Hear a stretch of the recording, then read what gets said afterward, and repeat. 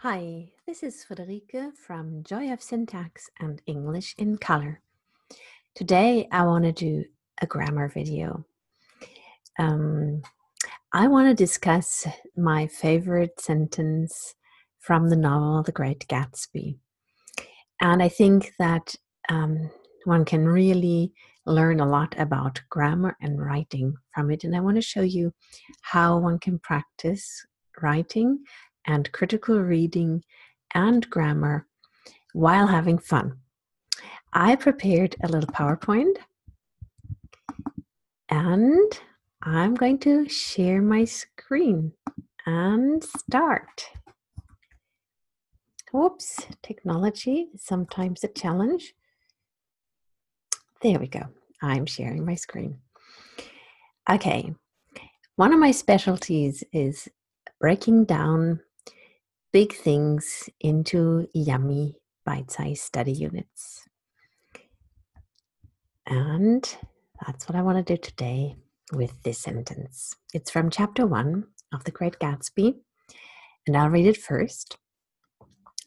Slenderly, languidly, their hands set lightly on their hips, the two young women preceded us out onto a rosy-colored porch, open toward the sunset, where 4 candles flickered on the table in the diminished wind. Now, I color parsed the sentence with the color parsing method that I developed and explain in my book, The Joy of Syntax and the Zen of Grammar Practice. Hang on a second, I'm going to show it to you. There it is. But today I'm just going to explain the structures without explaining the color method. Okay, this is a complex sentence. Complex sentences consist of a main clause or a compound clause plus dependent clauses or dependent structures. And I think the first job is always to find the main clause. Let's find it. And it is this: the two young women preceded us out onto a rosy-colored porch. It's a very straightforward sentence in some ways. We have our noun phrase here that's serving as the subject, the two young women. Women is the head of the noun phrase. Then we have our transitive verb, our direct object, and then an adverbial of direction. Now, the only question that arises is, do we have 1 or 2 adverbials here, or is out possibly part of a phrasal verb? As you can see, I opted for the 1 adverbial solution. I think that out onto a rosy-colored porch is 1 adverbial.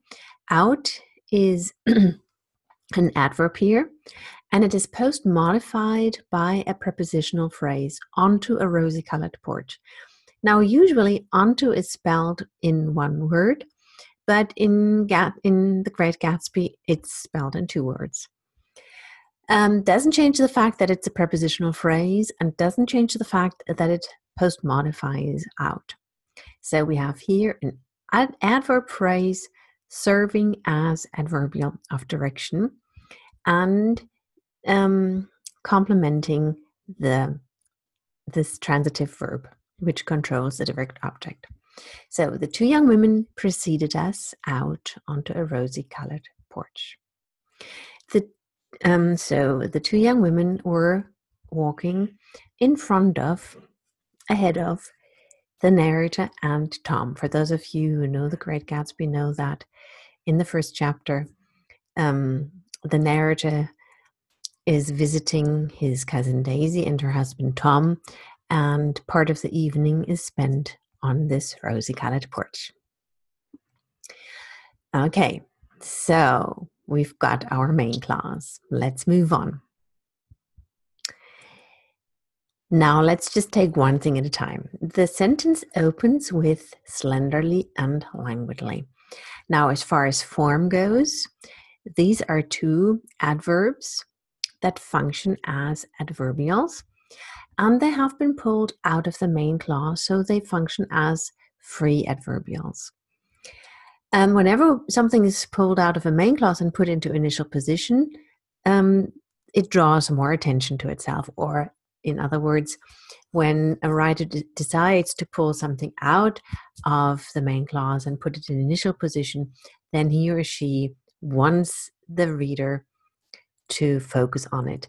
And of course, when you're reading fiction, this focusing on it happens intuitively. So, slenderly and languidly. So as far as pure form is concerned, that's perfectly fine.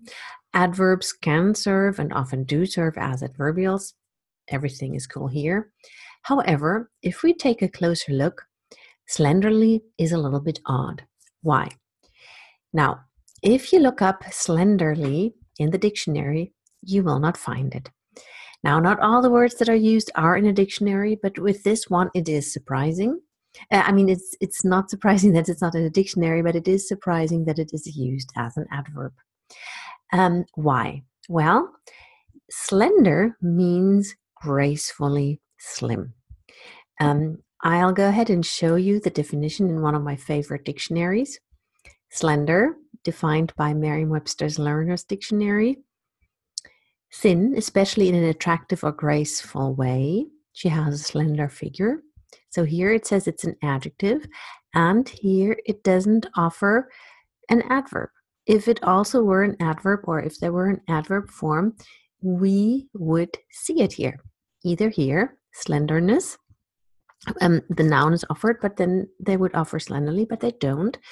Or they would offer it here, but there's nothing there. Slender is an adjective, means attractive in a graceful way, and that is really not a word that you can easily turn into an adverb. Now, what could Fitzgerald mean?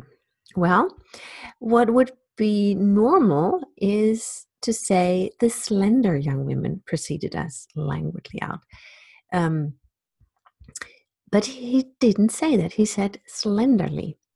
Now, did they walk in such a way as to draw attention to their slender, gracefully slim figures? Was the way they were walking reminding the narrator of their figure? I don't know.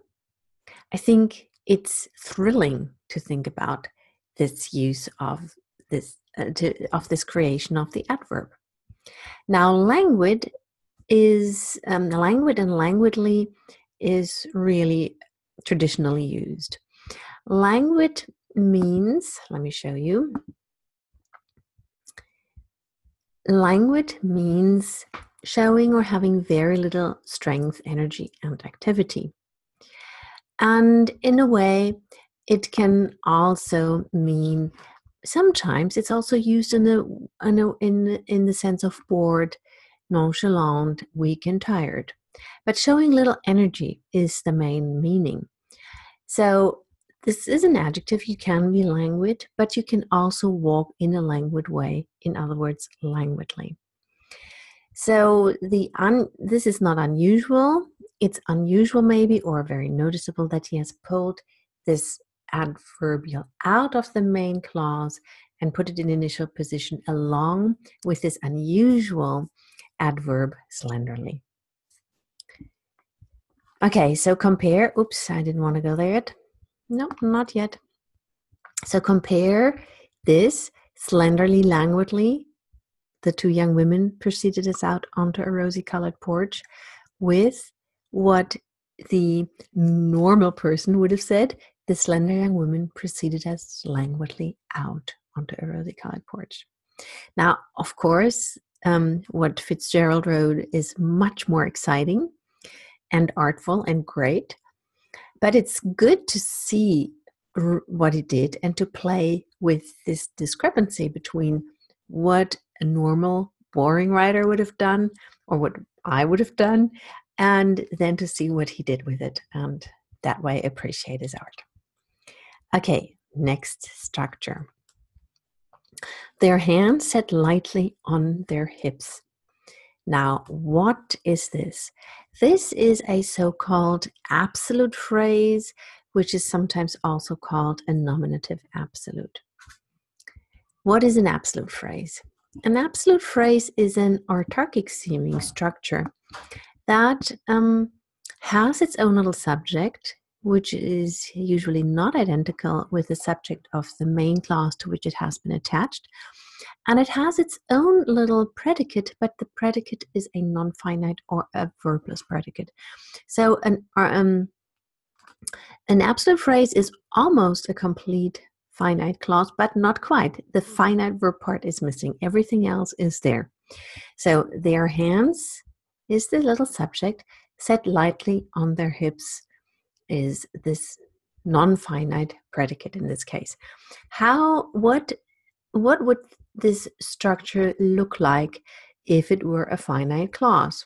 Well, we would have two options. We have two options here. One is we can supply the to be form that seems missing. Their hands were set lightly on their hips. Or we could supply a related but different verb. Their hands sat lightly on their hips. So these would be the regular main clause variations of this absolute phrase. And of course, when I have my students play with absolute phrases in this way, I don't mean to say that these main clauses would be better. They wouldn't be better. They would be awful.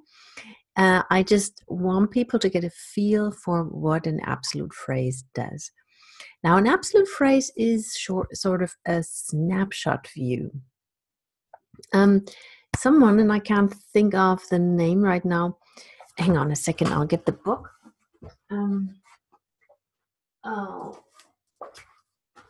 There's Gary Hoffman wrote this book, Rightful, and in it he suggests that a lot of absolute phrases are like zoom lenses, and I think that is such a fantastic analogy. An absolute phrase often, not always, but often zooms in on a particular part of the action or of the narrative or of an image. And now here, this absolute phrase offers sort of a snapshot view or a sculpture type image of the women as they are preceding the narrator out onto the porch. Now, it is very fun and interesting to compare absolute phrases with participle constructions.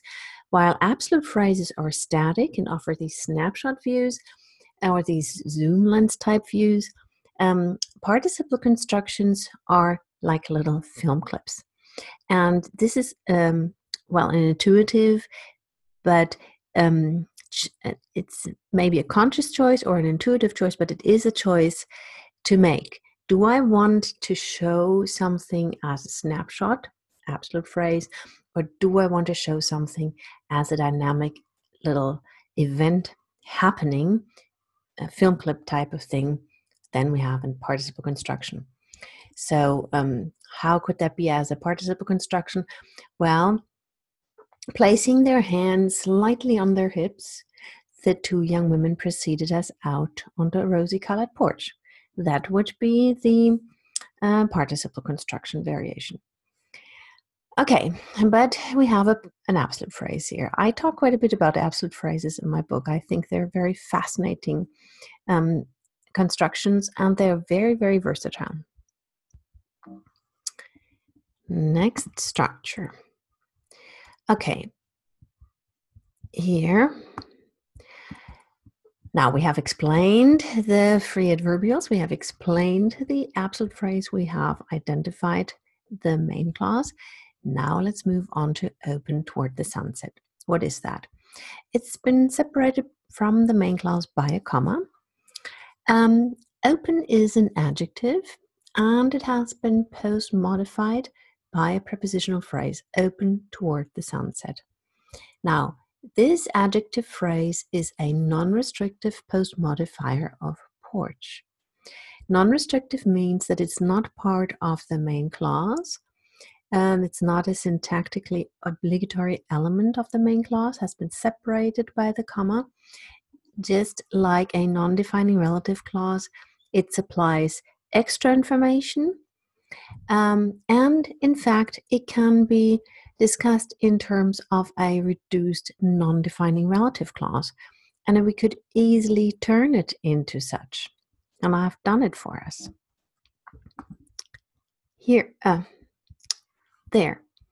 So the unreduced version would read, okay, they preceded us onto a rosy-colored porch, which was open toward the sunset. Okay. There. Makes great sense, doesn't it? Of course, the adjective phrase as non-restrictive post-modifier is much more elegant.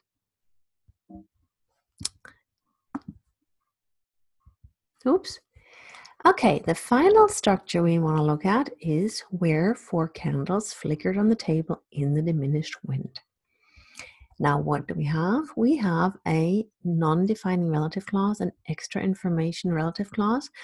And this is the kind of clause where actually it has main clause, almost main clause stature. However, it has been attached to the preceding clause with the help of a relative clause construction to make the transition smooth. Sometimes, relative clauses are defining elements, defining modifiers of a noun. Sometimes they are non-defining modifiers, and sometimes they are basically main clauses that have been attached as relative clauses. And this one seems to be one of those. Of course, by being a relative clause, it carries just a little bit less weight, but not as little weight, syntactic weight, as a defining relative clause and some non-defining ones. So where is a relative adverb that has been used as relativizer?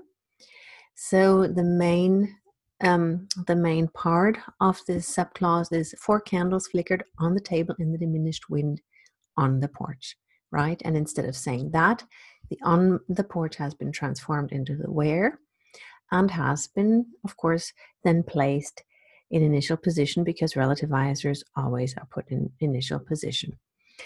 Where the relative adverb could be replaced by this relative prep phrase, on which 4 candles flickered in the diminished wind. And as I already indicated, we could turn this easily into a main clause. On the porch, 4 candles flickered on the table in the diminished wind.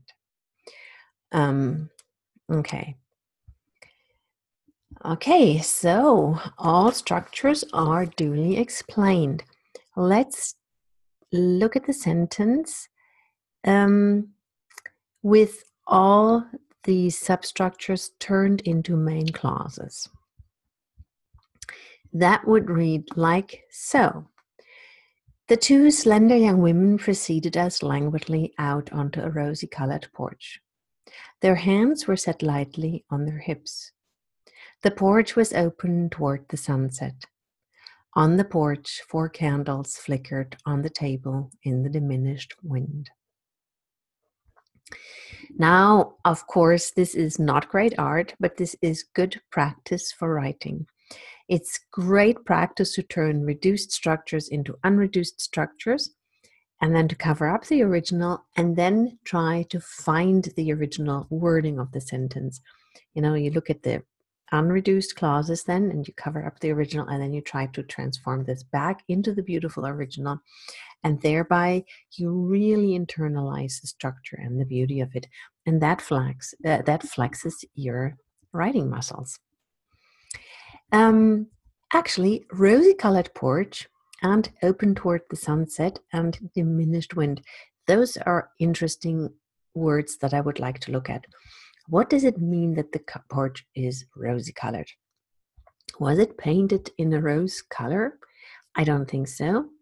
what does it mean when Fitzgerald says that the porch was open toward the sunset? And why diminished wind and not diminishing wind? What is the difference?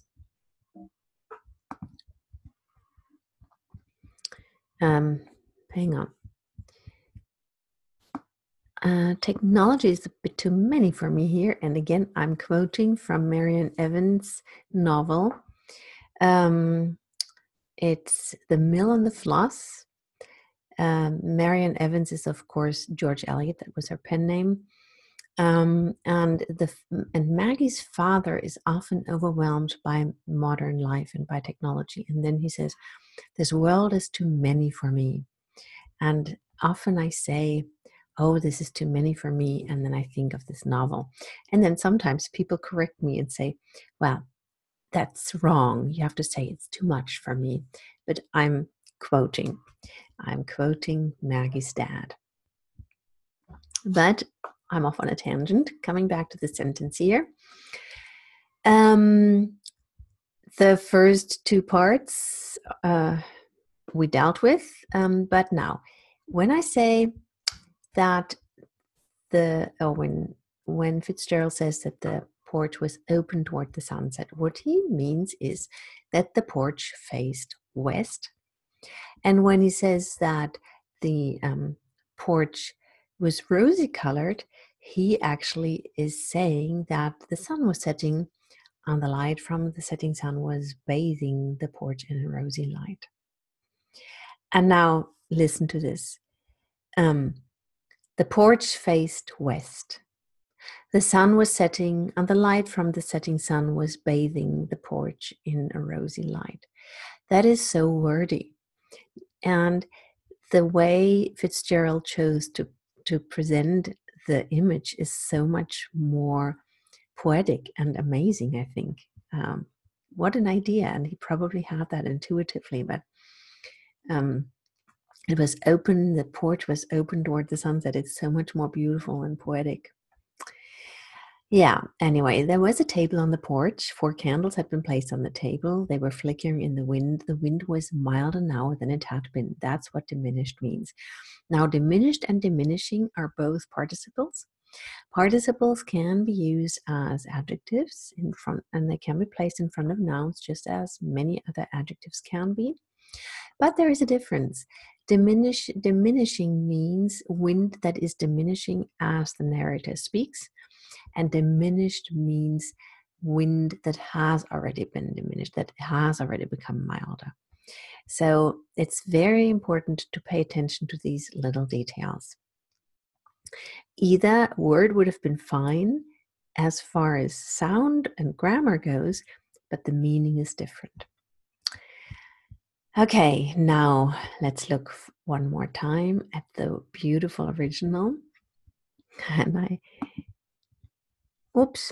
I'm having a hard time with technology tonight, don't I? Okay, slenderly, languidly, their hands set lightly on their hips, the 2 young women preceded us out onto a rosy-colored porch, open toward the sunset, where 4 candles flickered on the table in the diminished wind. Beautiful. I hope you enjoyed this discussion of the sentence, and I hope it helped you. I discuss this and many, many other sentences in my book, The Joy of Syntax and the Zen of Grammar Practice. And I'm going to share more sentences from the book and from life with you over the next few months. And I'm hoping that I'll do better with technology. Okay, thank you very much for listening. I am Frederica at Joy of Syntax and English in Color, and I am your joyful, compassionate language coach. Have a nice evening. Bye-bye.